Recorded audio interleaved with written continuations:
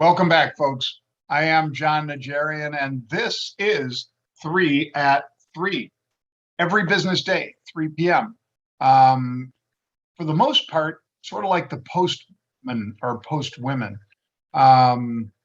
The 3 at 3 is delivered whether it's rainy, snowy, whatever it is. As long as we've got an internet connection, we'll try to get you 3 at 3.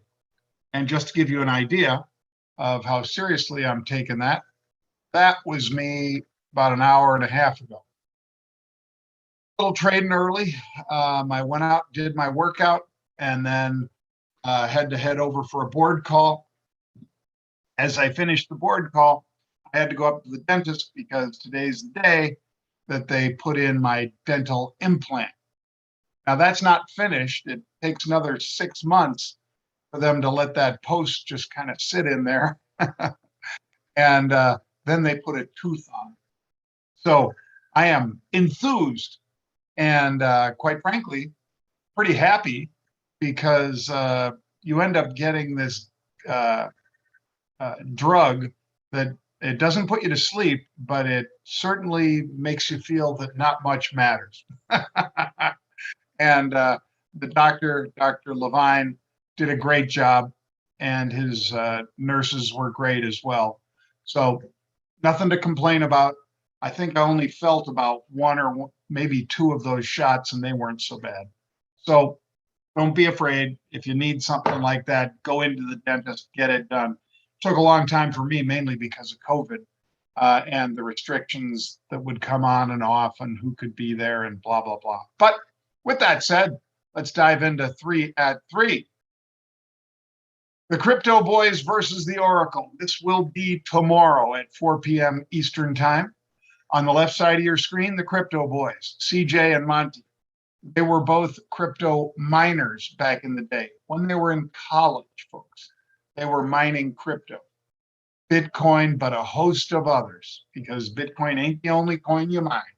And some of them, obviously, since Bitcoin has such a draw, the others can be equally lucrative for smaller scale miners, and those two did a fabulous job. They do a fabulous job on our Market Rebellion crypto site.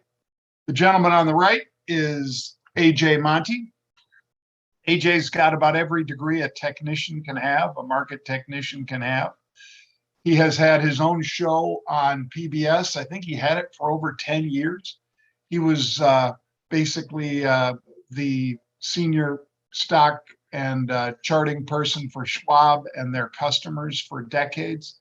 And he's been with Market Rebellion for the last couple of years, and we couldn't be prouder or happier about how quickly he can look at and assess the chart and tell you which direction it's likely to move. And he'll even give you a time frame and a level. He is expert at that. Crypto Boys will put him to the test tomorrow on a few cryptos, and maybe they'll even talk him into buying some more crypto. We'll see. He bought his first crypto, I think, a couple months ago, but takes a while to wean over some of these guys that have never traded it. But AJ, brilliant guy. Those two guys, make sure you check it out. You can sign up at Market Rebellion. Just go check it out. All right, 3 at 3. Snap is my first. It is down to 71.93. They bought 7,700 November 75s. You know the drill. I'm going to buy the at the money call and sell an upside call against it.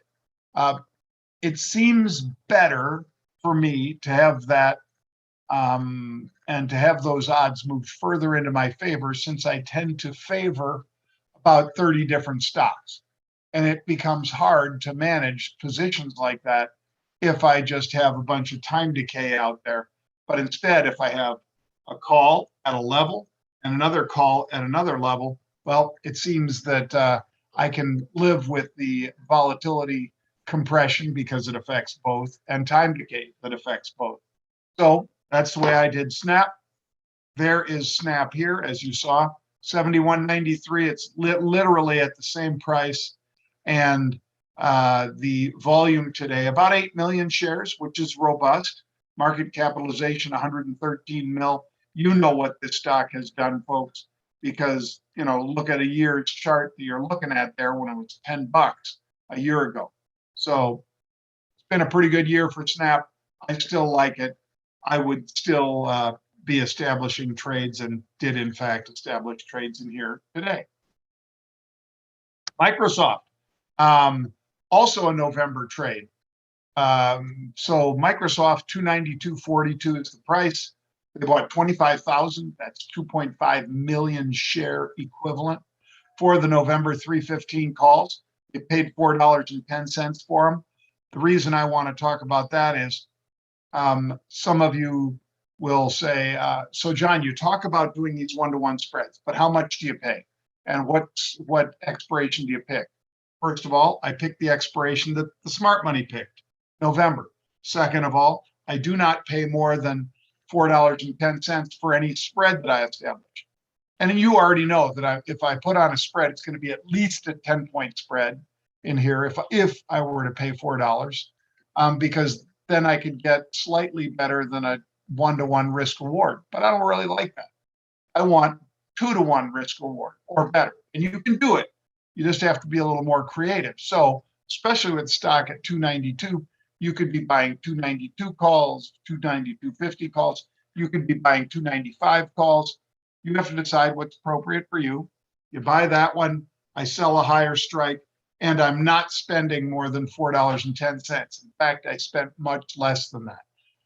And some of you will elect, when you see something like this, to say, well, in fact, some of our best, most successful traders on the service will say, you know what I do, John? When you see upside call buying that's, let's say $20 out of the money, I go up there and I want to buy a put protection and sell a mess of puts. I want to be short puts in that stock. Now, that's the way some people play it. Not saying that's the way you should play it, but they've been very successful because they see directional trade and they say, I want to get paid. So they put on a trade so that they do get paid. If you short, for instance, let's say you pick the 287.50 put in Microsoft, you could sell it naked, meaning you're obligated to buy the stock at 287.50 all the way down to zero, which highly unlikely that it goes to zero. Or you could buy the put $10 under that. In other words, sell the 287.50 put, buy the 277.50 put. That would be a $10 differential. Collect a credit, and then just sit there and say, you know what? Stock's got to fall out of bed by $10 for me, even just to be at break even. I'm not even losing money there. So a lot of different ways to play it. You have to decide what's appropriate for you. By the way, stock's already moved up to 293.04. So any of you who bought here are a little bit happy, not huge happy because it's a pretty big down day in the market, but a little bit happy. And no, this is not Build-A-Bear Workshop. This is Bath and Body Works. Looks like it'd be Build-A-Bear, doesn't it? But BBWI, 58.88 is the stock. They're buying September 60 calls. Now that's close enough to the money that you could buy that. But you could also buy an at the money call and sell an out of the money. You already know what I'm going to say. I want to do that. Here is it. It moved up to 59. It was down 4.5% today. Bath and Body Works, as you know, can be volatile stock, but it's also in demand when people are stuck at home, and probably does a decent amount of business when people are stuck at home, which sadly some people are again stuck at home. So stock was 58.88. Stock's 59.14, moved up, call it 20 cents, and has been as high today as 61.68. Volume, decent. Market cap, 15.6 billion. I am in this trade, folks, and I'm looking for it to come back to probably about that 65 level, at which point I will be out. Questions?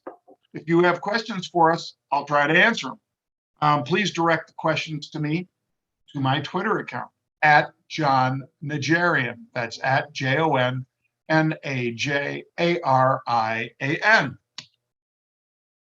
Mr. Flippy, Lofty Goals, and that's the handle, LOFTYGOLS, says, Jon, this will displace so many jobs. What will happen to 15-year-olds in their first job, felons who cannot find other jobs? I get the tech, but this could have huge ramifications. UBI, Uniform Basic Income. Perhaps. Here's what Mr. Flippy does, folks. I'm a consultant to a company called Miso Robotics. And Miso is privately held. So this is not me talking up their stock. This is me describing what Miso does. If you've seen those robot flipping machines, that's what Miso does.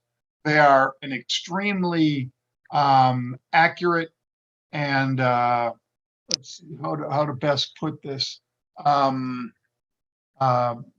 long-lasting in all kinds of environments machine that is capable of filling up soda cups right to the top, ice, cap it, everything, hand it out, push it up to the counter, as well as fries. Miso's products drop fries, fry them up, make sure they come out. Nobody has to be running around like crazy. And they flip burgers. They do pizzas and things too, but let's talk about burgers. So they flip these burgers. Now, as you might imagine, as Lofty Goals says, what about the people that are going to lose jobs over this? Well, I agree. And this is one of the issues that you're faced with technology that basically supplants a human being. But number one, they don't make nearly as many mistakes. The Flippy, especially Flippy for steak houses, many of you would say, well, when I go out for steak, I want it medium rare. Do you know how many seconds it is between medium rare and medium or medium well? It is only, I think they told me like 30 seconds or 28 seconds or something when you're on those very hot grills that big steakhouses use. So if you want a perfect steak, Flippy looks at the steak, decides exactly how much based on the thickness of the steak and the heat of the grill, how long that needs to be on to be exactly medium rare. Now, that's something that humans struggle with a lot. They tell me that close to 20% of steaks get sent back because people aren't happy with the steak. It was overcooked, it was undercooked. Undercooked isn't a problem because, of course, you can put it back on the grill for a bit. Overcooked, big problem. Now you just lost a $65 steak, even though the restaurant paid $20 for it. You lost $65 steak, and you're not a happy guy running that restaurant. So Mr. Flippy addressed a lot of that stuff. It's also a question, folks, just like the kiosks in McDonald's, that for speed and for $15 minimum wage and not being able to attract people, you couldn't imagine a better environment for a Flippy type situation, because the people that come in want their food, want it relatively quickly. And the fact that on the kiosks, there aren't as many mistakes being made, the fact that Flippy, you can pay once for Flippy and then just buy a service contract. And I guarantee it's a lot cheaper than having 2 fry cooks back there. And this thing lasts for basically, I think the warranty on them is 7 years. And so you're just blowing by what it would cost to keep that kid, male or female, working back there and doing it accurately. So I get what you're saying, but I don't know that you can hold back technology in this way. I think if you've got something that's a better mousetrap, people will flock to it. Stock replacement. So Deep Trading Web, that's DEEP, 2D, 2 E's rather, Deep Trading Web. You have mentioned the stock replacement strategy. To what expiration, 3 or 6 months, do you normally go? I will normally be 3 months or less. I don't remember the last time I ever pushed past that. A stock replacement strategy, folks, is literally like it sounds. I'm replacing a long position in the stock where I have unlimited downside with a call. And I'm generally buying an in the money call, something plus 80 delta, meaning it's going to move at least 80 cents for every dollar the stock moves. Now I could pick something even deeper and get close to 90 or whatever, maybe even 100 or pretty close. I will do that and then have a lot of stock freed up, because imagine you have a $90 stock for a moment. You have a $90 stock and you decide to do the stock replacement and you buy a $15 in the money call. So 90 versus 15, you guys can do the math. It's 1/6, I believe, of the cost. And you have all that cash freed up. You can make other investments with the other, again, a $90 stock with the other $75, because 90 minus 15 is 75. So you've got $75 in free cash, and you've got something that's mirroring the performance of the stock replacement call. And normally I'm in there 3 months. For those of you who want to go 6, go for it. I don't know if I want to be in the stock that long. If it was Apple, or if it was several other of the stocks I really like Microsoft and Google, then maybe I would. But otherwise, 3 months is good enough for me. Thank you, Deep Trading. HPQ, Bad Boy Trading. That's the handle, BADBOY TRADING. I see unusual bearish activities around HPQ. What is your take on the stock? Thank you. I worry about HPQ a little bit in this quarter because of the demand that was so high a year ago. As we all know, comps are quarter by quarter, year by year. So I'm a little worried about this quarter for HPQ, but I do not have a position in it right now. I'll be happy to address this shortly, and on the earnings, we'll see exactly how it reacts. Please, folks, if you liked the program, go over to our YouTube channel and sign up for free. Just go to YouTube, type in Market Rebellion. You'll join 20,000+ people that regularly view our videos for free. The entire video. It's not like part of it's cut out or anything. You get the entire video. And you also can click the little alert. Again, you go to YouTube, type in Market Rebellion, click subscribe, click the alert. You get Pete's The Take, Crypto Boys in the Morning, My 3 at 3. You get all kinds of content that we post up there, and it is all free. And also find out about Market Rebellion by going to marketrebellion.com/get started. That is marketrebellion.com/get started. Thank you for joining me today, folks. I hope you have a great afternoon. I know I'm going to have a great afternoon, just sitting around up there in the sunshine and letting my tooth heal.